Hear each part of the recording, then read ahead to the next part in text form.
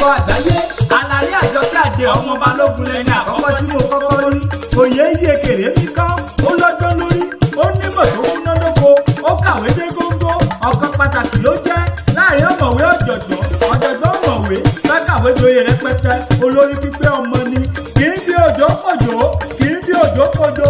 bẹ́ẹ̀ délẹ̀ bẹ́ẹ̀ lórí tẹríba tó ṣe ní kàyéfì tó jọni lójú. Ìbàdàn ní gbèsèlú bàbá rẹ̀ Àlàmọ́ Òkè ní gbèlú rẹ̀ ìwọ lọ́mọ bàjọ́ méjì ẹ̀gọ́ Ìbàdàn ọmọ àjò lóṣù ọmọ àbùkù òṣèwìn lọ ọmọ àjẹ̀mí fìkàrà fọ́ọ̀rì mu àìwáyé mo ń ya ìwáyé aláìwáyé kámọ́ lárúkọ lára ìjà àjòrò lànà Ìbàdàn. Ìlú ológun ìlú Olúyọ̀lé ìlú Ògúnmọ́lá ìlú Àjàyí ìlú Ìbíkúnlé ìlú Látọ́sàrẹ́ Ọ̀nà Kakanfò Ìbàdàn onímọ̀lì sọ̀rọ̀ àìránilógún ogun ó múra ìjà bí ẹni tí mọ̀ tẹ́lẹ̀ ọmọ agbọ́sọ́ sámọ̀sá ọmọ agbọ́yàyà àmọ́yà ọmọ agbọ́nijagun ọmọ lájẹlú ọmọ ọ̀rọ̀ àpátámọ́fìlà tí ń pọtálẹ̀ kíjọ tó dé ọmọ ẹ̀yìn àbẹ̀kọ́mọ́jà mọ́mọ́ tó tún léwọ́ ogun. Ìlú tóbi tó yìí kò ní tó lé ìlú tóbi tó yìí kò ní gbàgede ọba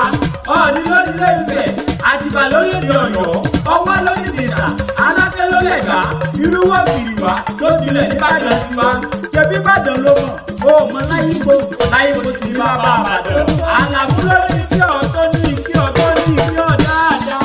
Àlàmú ọ̀gbẹ̀ ọmọ olówó ọ̀gbẹ̀ báyẹ̀wò kúkú tó tó dòde kó tó wá tó wọ́ ẹrú kó tó wá tó wọ́ ọmọ Adéníyì ọmọ bó ti jẹ́ olówó bó ti jẹ́ olówó ọmọ owó kúnlé owó kókó owó kọ́dẹ̀dẹ̀ owó tí ò jẹ́ sùn ní yàrá owó tí ò jẹ́ gbélé sí mi kọ́kọ́rọ́ owó ṣe kélé òṣìlẹ̀kùn rọ̀ owó ń tòsí ó dàgbà ó dà tó ń tọpẹ́ ó gbòkè òwìnì tójó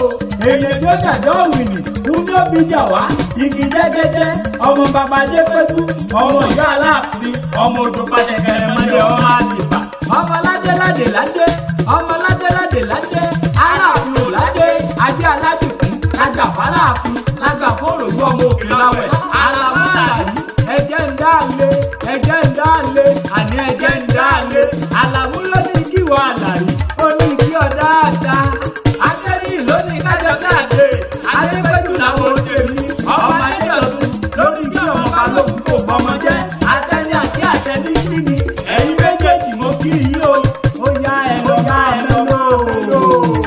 Wọ́n ní mo fẹ́ ìwọ ní mo yàn ìwọ láàyò mi.